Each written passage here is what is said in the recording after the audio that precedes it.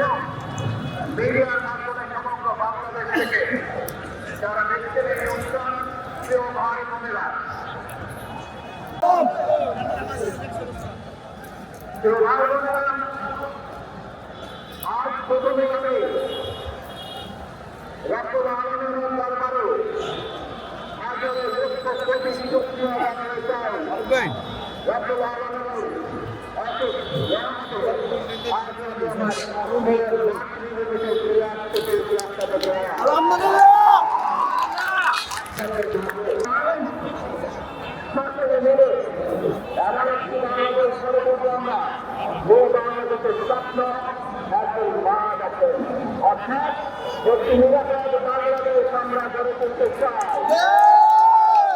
বাংলাদেশে একজন নারী, একজন পুরুষ, একজন শিশু সেই রাস্তাঘাটে নিরাপদ ঘর থেকে বের হলে নিরাপদ ইনশাআল্লাহ ঘরে আমরা ফিরে আসতে পারে।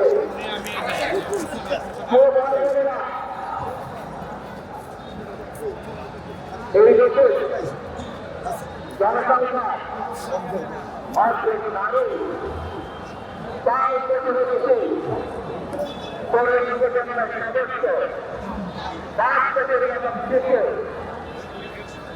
40 লক্ষের মধ্যে প্রথমে নারী রয়েছে, কয়েক কোটি কৃষক শ্রমিক রয়েছে। এই নারীগুলো একটি প্রত্যাশা আছে রাষ্ট্রের কাছে, এই নারীগুলোর একটি আকাঙ্ক্ষা আছে দেশের কাছে।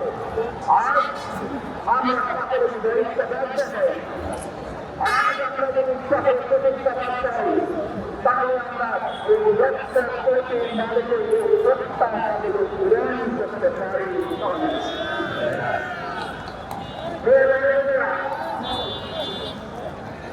একাত্তর সালে আমাদের শহীদরা নিজের জীবন উৎসর্গ করেছিলেন এই রকম একটি বাংলাদেশ গঠনের জন্য।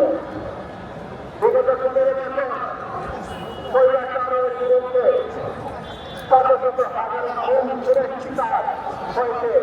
শুধু রাজনৈতিক দলের সদস্য নিরীহ মানুষের প্রতিবাদ করতে গিয়ে অত্যাচার নির্যাতনের শিকার